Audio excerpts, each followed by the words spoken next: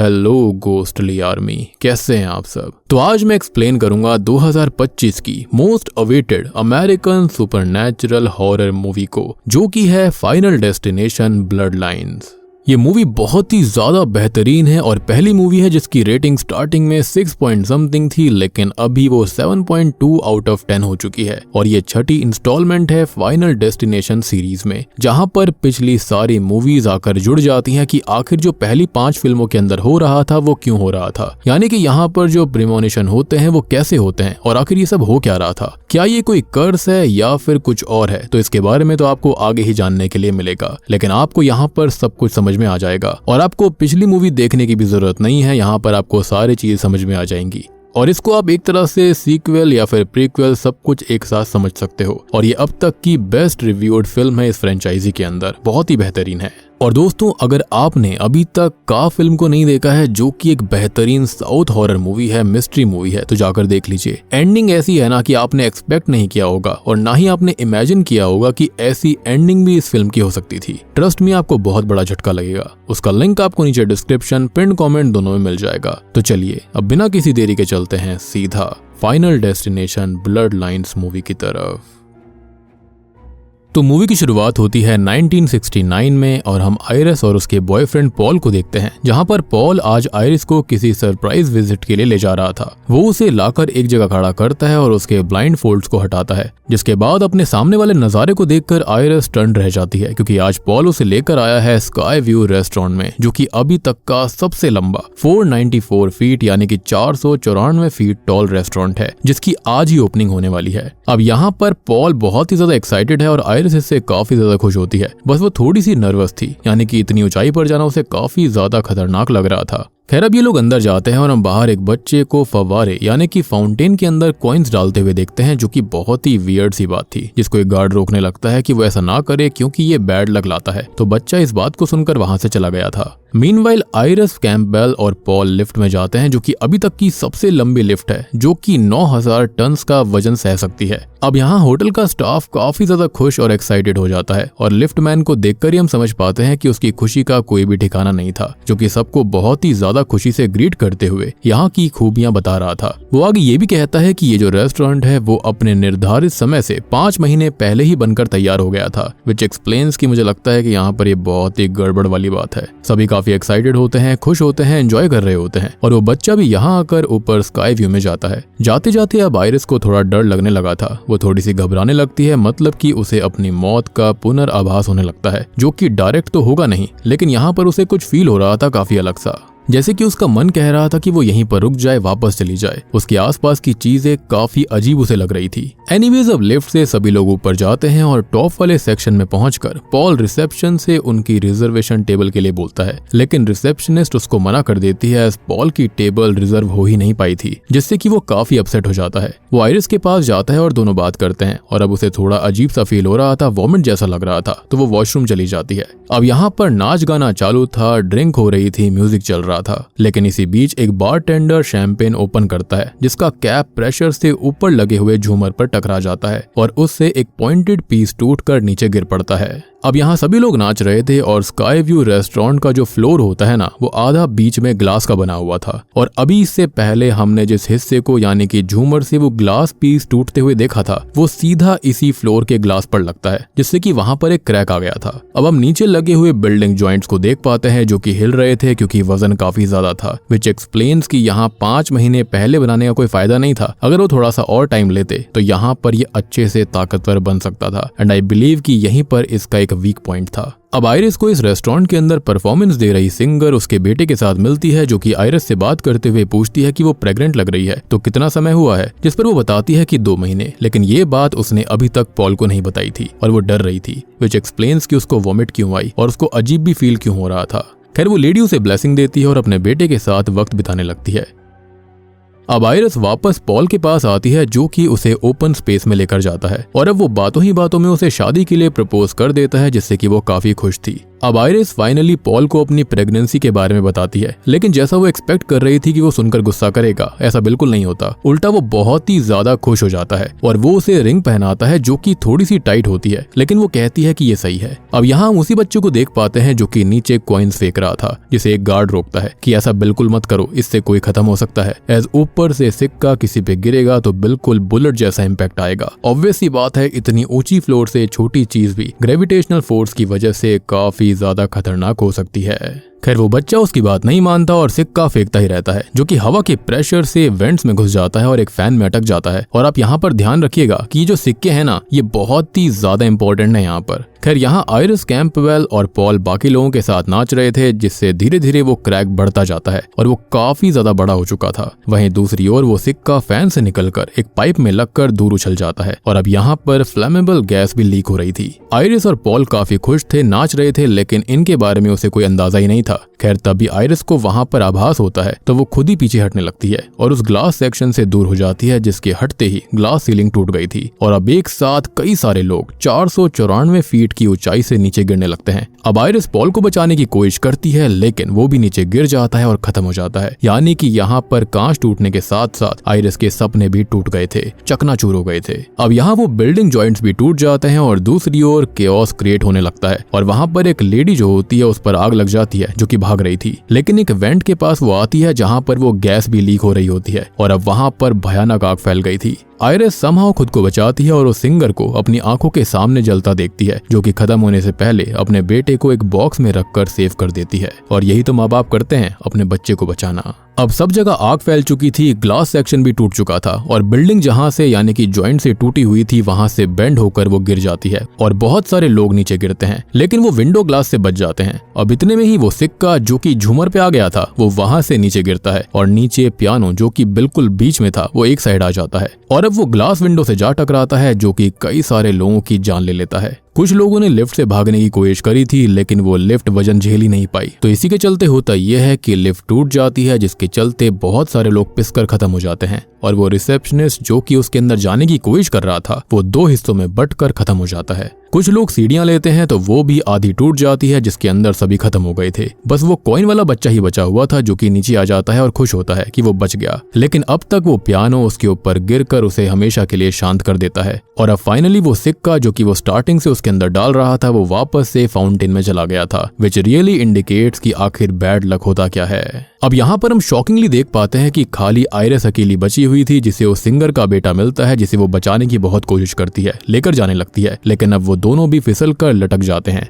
जिसमें होता यह है कि आयरिस की फिंगर के अंदर जो पॉल की पहनाई हुई रिंग थी वो एक जगह फंस गई थी, जिसमें आयरिस की रिंग के साथ स्किन भी उखड़ जाती है और अब वो दोनों भी नीचे गिरकर खत्म हो जाते हैं। खैर अब यहाँ पर सीन शिफ्ट होकर प्रेजेंट टाइम में आता है और यही फाइनल डेस्टिनेशन ब्लड लाइन्स की इंट्रोडक्शन थी। एंड मेरे ख्याल से स्टार्ट ही इतना तगड़ा हुआ है तो आगे तो क्या क्या होगा, तो इसके लिए आगे देखते रहिए। खैर अब यहाँ से सीन शिफ्ट होकर प्रेजेंट टाइम में आता है, जहाँ पर हम स्टेफनी नाम की लड़की को देखते हैं, जिसे आयरिस और उस समय पर हुए डिजास्टर के भयानक नाइटमेयर्स बार बार आते रहते थे, जिससे कि वो बहुत ही ज्यादा परेशान रहने लगी थी। अब वो अपनी फ्रेंड से बात करती है और बताती है कि आयरिस असल में उसकी ग्रैंड मदर है, जिनसे वो कभी भी नहीं मिली, लेकिन फिर भी वो उसे सपने में क्यों दिखती है, वो हादसा क्या था और क्या हुआ था, वो सब कुछ सोचने लगती है। सवाल उसके पास काफी सारे थे और जवाब ढूंढने के लिए वो अपने घर पर जाती है, जहां पर उसके पिता और भाई चार्ली उसको मिलते हैं। उसकी माँ मतलब कि आयरिस की बेटी डार्लिन उसे 10 साल की उम्र में छोड़कर ही कहीं चली गई थी। अब स्टेफनी अपने पिता से आयरिस के बारे में बात करती है, लेकिन वो ज्यादा कुछ नहीं बताते, तो वो अपने भाई चार्ली के साथ अपने मामा हावर्ड के यहाँ पर जाती है और अपने बाकी कजन से भी मिलती है।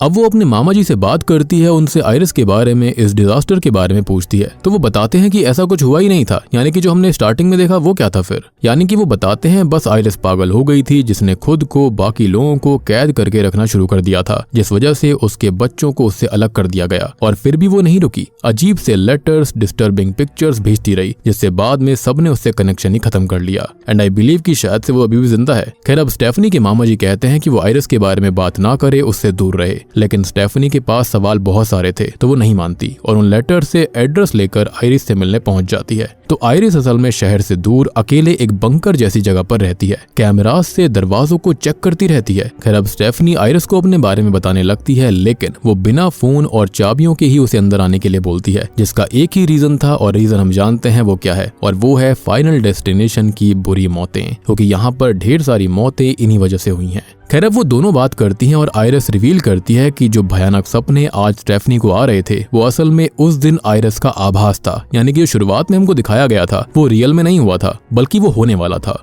उसको वो पूरी झलक पहले ही दिख गई थी कि क्या होने वाला है, तो उसने सबको बचा लिया और डेथ को ये बात पसंद नहीं आई। यानी कि यहाँ पर ही जो एंटिटी है ना, ये कुछ और नहीं बल्कि डेथ खुद है, जो कि लोगों को क्लेम करती है। अब जो डेथ है ना, उसके हिसाब से वहाँ मौजूद कोई भी पर्सन एग्जिस्ट नहीं करना चाहिए था, तो एक एक करके मौत जो थी वो आगे चलकर सबको क्लेम करने लगी और डेथ ने आयरिस को भी टारगेट बनाने की कोशिश करी, जो कि पॉल को ऑलरेडी खो चुकी थी। लेकिन डेथ का प्लान, उसका तरीका, वो सब कुछ समझ गई है। सालों तक उसने रिसर्च करके एक किताब तैयार करी है, यानी कि डेथ लोगों को कैसे मार सकती है, जो कि आयरिस की पूरी ब्लड लाइन को ही खत्म करना चाहती है, एज उसने यहाँ पर चीट किया था डेथ से। और मुझे ऐसा भी लगता है कि शायद से खाली उस दिन आयरिस बचनी चाहिए थी, क्योंकि डेथ ने खाली उसे ही प्रीनोमिनेशन दिखाया था। लेकिन हम इंसानों की आदत होती है कि अगर हमको ऐसा कुछ आभास होता है तो हम सबको बचाने की कोशिश करते हैं। लेकिन आयरिस अकेली बचनी चाहिए थी, लेकिन उसने सबको बचाया, जिसके चलते ही यहाँ पर उसकी ब्लड लाइन के पीछे अब डेथ पड़ी हुई थी। अब स्टेफनी काफी परेशान होकर यहाँ से जाने लगती है, जिसे वो किताब भी देना चाहती थी जिससे कि वो उसकी ब्लड लाइन के लोगों को बचा ले, लेकिन स्टेफनी घर से बाहर निकल जाती है। आयरिस जानती थी कि बाहर जाने पर वो खत्म हो जाएगी, लेकिन स्टेफनी को यकीन दिलाने के लिए वो बाहर आती है और जैसा उसने सोचा था एग्जैक्ट वैसे ही वो खत्म हो जाती है। अब अगले सीन में आयरिस का फ्यूनरल होता है और अब तक डार्लिन भी लौट आई थी, जिसे देख स्टेफनी खुश नहीं होती, क्योंकि वो उसे बचपन में ही छोड़कर चली गई थी, जिसके लिए स्टेफनी ने उसे कभी माफ नहीं किया। अब अगले दिन वो घर पर थी और बाकी लोग हावर्ड के घर पार्टी में थे, जहां पर डार्लिन भी आती है, जिसे वो वापस अपने परिवार ज्वाइन करने के लिए बोलते हैं, लेकिन वो मना कर देती है। अब यहाँ स्टेफनी को आयरिस की बात याद आती है और वो काफी अलर्ट हो गई थी। वो उस किताब को देखती है जिसमें वो बच्चे वाला सिक्का भी था, जिससे स्काई व्यू डिजास्टर होने वाला था। यहाँ पर सारी डिटेल्स थी, कैसे कार से, लकड़ी वाले ट्रक से, या फिर कैसे कैसे लोग खत्म हो सकते हैं। और यहाँ पर एक प्लेन भी था और फाइनल डेस्टिनेशन 1 की मौतें प्लेन में ही हुई थी। एंड ट्रस्ट मी, मैंने सिर्फ पहला पार्ट ही देखा था और ये जो प्लेन वाला सीन था ना, वो आज भी मेरे मन में चिल्स दे देता है। और जब भी मैं स्टार्टिंग में फ्लाइट पर चढ़ता था ना, मेरे दिमाग में हमेशा यही वाला सीन घूमता रहता। लेकिन वक्त रहते जब मैंने इन मूवीज को देखना छोड़ दिया तो मन में ऐसी चीजें आनी भी खत्म हो गई थी। लेकिन जब से मैंने ब्लड लाइन्स देखी है, मेरे दिमाग में फिर से काफी सारी चीजें चल रही हैं। और अगर आपके साथ भी ऐसा कुछ होता था बचपन में या फिर अभी होता है तो do let me know in the comment section. और मैं आपको फिर से बताना चाहूंगा कि जो शुरुआत वाला हादसा था वो खाली आयरिस को मौत ने यहाँ पर दिखाया था, एक विजन दिखाया था, लेकिन ऐसा हादसा कभी हुआ ही नहीं, क्योंकि यहाँ पर उसने सबको बचा लिया था। और इसी के चलते मौत जो थी वो बहुत ज्यादा गुस्से में थी कि उसने क्यों सबको बचा लिया, जिसके चलते अब एक एक करके लोग खत्म हो रहे थे। और अब जो डेथ है वो आयरिस के ब्लड लाइन को ही खत्म करना चाहती है। खैर अब यहाँ सभी मौतों की न्यूज़पेपर कटिंग्स भी थी, जो कि सारी मूवीज को कवर करती है, यानी कि जो अब तक आ रखी हैं। और सभी मौतों के बारे में हमको ये पता चल चुका है कि स्काई व्यू में बचने वाले लोगों की पूरी ब्लड लाइन की मौतों का ही कर्स है, यानी कि ये जो कर्स है वो उसी से शुरू हुआ था। सो बेसिकली ये एक तरह का कर्स है जो कि मौत की वजह से होता है, और ये 1969 में हुआ था और आयरिस को सबसे पहले ये चीज का आभास हो गया था। और उसके बाद से ही जो लोग उस स्काई व्यू के अंदर खत्म होने चाहिए थे, डेथ ने उनकी ब्लड लाइन को ही कर्स कर दिया है। और उसके बाद ही सभी लोग यहाँ पर खत्म हुए हैं, यानी कि पहले की मूवीज के अंदर सब कुछ इसी वजह से हो रहा था। एंड यही मुझे इस मूवी की चीज अच्छी लगी है कि यहाँ पर फाइनली चीजों को एक्सप्लेन किया गया है। ओके, तो यहाँ पर अब पार्टी के अंदर एक ग्लास पीस ड्रिंक में चला जाता है और ट्रैम्पोलिन के नीचे एक गार्डन टूल भी था और ट्रैम्पोलिन पर लोग उछल रहे थे, लेकिन डार्लिन वो टूल देखकर हटा देती है। शायद से यहाँ पर डार्लिन को भी कुछ ना कुछ पता था। अब यहाँ स्टेफनी भी मौत का प्लान समझ गई थी जो पार्टी में आती है, लेकिन देर हो गई थी। डेथ अपना काम शुरू कर देती है, जिससे एक बॉटल वाटर पंप के ऊपर गिरकर उसे ऑन कर देता है। पंप का पानी एक जगह पाइप में जमा हो जाता है, जो कि टूल्स को गिराने लगता है और वो ग्लास पीस वाली ड्रिंक नीचे गिर गई थी, जिसका ग्लास पीस हावर्ड के पैर में लगता है। वो स्लिप होकर नीचे गिरता है और अब गार्डन टूल्स जो कि वाटर प्रेशर से गिर रहे थे, वो ग्रास कटर पर गिरकर उसे चालू कर देता है और वो सीधा हावर्ड के मुंह पर चल जाती है, जिससे कि वो वहीं पर खत्म हो गया था। उसके फ्यूनरल के बाद स्टेफनी उस किताब को पूरा पढ़ती है, जिसके अंदर उसे एक नाम मिलता है जो कि था जेबी, जो कि किसी सर्वाइवर से मिला था। और जेबी को फाइनल डेस्टिनेशन फैंस जानते हैं, और नहीं पहचाना तो थोड़ा सा इंतजार कर लो। स्टेफनी अपना फैमिली ट्री भी बनाती है जिसके अंदर आयरिस, पॉल, उनके बच्चे हावर्ड और डार्लिन और आगे हावर्ड के बच्चे जैसे कि बॉबी, एरिक और जूलिया। वहीं डार्लिन के बच्चे स्टेफनी और चार्ली, वो ये सब अपने परिवार को समझाती है, बताती है कि उस दिन सबको स्काई व्यू के अंदर खत्म होना था लेकिन आयरिस ने सबको बचा लिया। असल में डेथ का काम तब अधूरा रह गया था तो वो लौट कर आई है और अपने विक्टिम्स को क्लेम कर रही है। और सबसे बड़ी बात कि जो विक्टिम्स बचने ही नहीं चाहिए थे उन्होंने अपना परिवार शुरू कर लिया। तो अल्टीमेटली ये फैमिली ट्री कभी होना ही नहीं चाहिए था, जिसके चलते डेथ उन सबको भी क्लेम कर रही है। और धीरे धीरे यानी कि सालों से ऐसा हो रहा था, यानी कि 1969 से ही अब डेथ जो है वो आयरिस के ब्लड लाइन को खत्म कर रही है जिसके अंदर वो ऑर्डर के हिसाब से ही चलेगी। तो सबसे पहले ओल्डेस्ट यानी कि सबसे बूढ़ा हावर्ड खत्म हुआ और अब बाकी है उसके बेटे एरिक, फिर जूलिया और फिर बॉबी, और फिर बारी आएगी डार्लिन और उसके बाद बेटी स्टेफनी और बेटे चार्ली की। अब उसकी इन बातों पर कोई विश्वास नहीं करता, सभी उसको आयरिस की तरह पागल समझ रहे थे जिससे कि वो काफी परेशान हो जाती है। और तब उसको फील होता है कि आयरिस को कैसा फील हुआ होगा।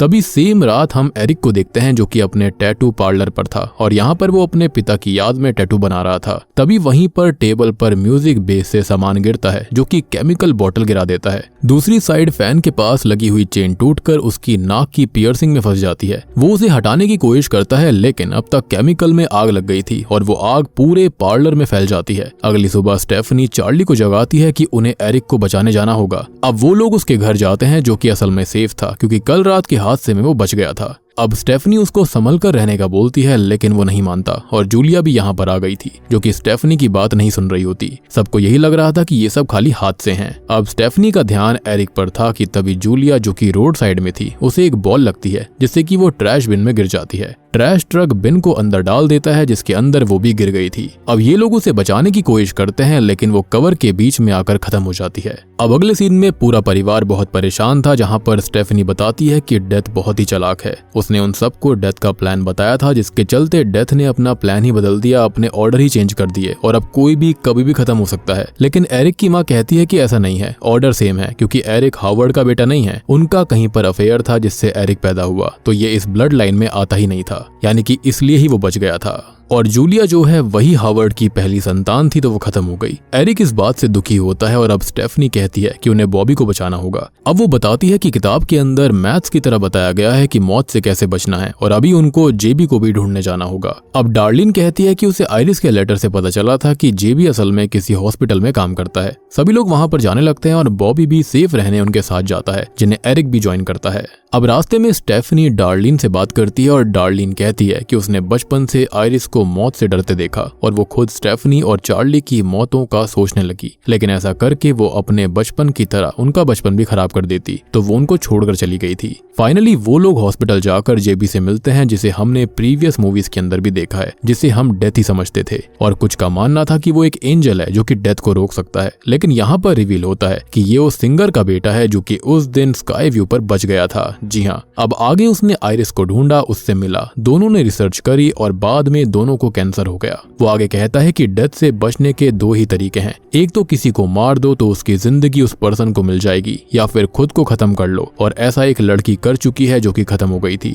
लेकिन बाद में उसे मेडिकल केयर से जिंदा कर दिया गया था जो कि मौत के टारगेट लिस्ट से ही बाहर निकल गई, यानी कि साइकिल टूट गया था, सर्कल टूट गया था। मौत को ऐसा लगा कि उसने उसको क्लेम कर लिया जिसके चलते वो बच गई। अब जेबी आगे कहता है कि अब उसे भी कैंसर है तो वो अपना आखिरी समय अच्छे से बिताना चाहता है और वहां से चला जाता है। एंड इन रियल लाइफ भी कैंसर की वजह से लेजेंड टोनी टॉड हमारे बीच में नहीं है, सो रेस्ट इन पीस। अब यहाँ पर स्टेफनी सोचने लगती है कि उन्हें क्या करना होगा। वहीं एरिक बॉबी को अपने साथ ले जाता है। वो कहता है कि उसे एलर्जी है पीनट से, जिसे वो खाएगा तो बीमार होगा और खत्म हो जाएगा। फिर वो उसे आखिरी मोमेंट पर बचा लेंगे, यानी कि साइकिल टूट जाएगी। अब ये लोग पीनट बिस्किट्स लेते हैं लेकिन वो मशीन में फंस जाता है, जिस पर एरिक गुस्से में हाथ मारता है, तो असल में वहाँ का ग्लास ही ब्रेक हो गया था। वो मशीन को टिल्ट करके बिस्किट निकालता है जिसमें स्प्रिंग बाहर आ जाती है। अब ये दोनों सामने ही मौजूद MRI रूम में जाते हैं जहां पर मशीन ऑन होने से मैग्नेटिक फील्ड तेज होने लगती है जो कि एरिक की बॉडी की पियर्सिंग को खींचने लगी थी और उसके पीछे चेयर भी थी और वो भी मशीन में आती है, तो अब वो क्रश होकर खत्म हो जाता है। और यहाँ पर आप ज्यादा दिमाग मत लगाना कि ऐसा कैसे हो गया, ये मूवीज हैं, यहाँ पर कुछ भी हो सकता है। और सबसे बड़ी बात कि यहाँ पर डेथ जो है वो हर चीज को ताकतवर बना रही थी। एनीवेज बॉबी अभी जिंदा था, लेकिन नर्स जब दरवाजा ओपन करती है जिससे कि सामने वाली वही स्प्रिंग टूट कर मशीन पर आती है और और वो रास्ते में खड़े हुए बॉबी के सर को ही चीर देती है, जिससे कि वो भी खत्म हो जाता है। यानी कि डेथ ने और भी लोगों को क्लेम कर लिया।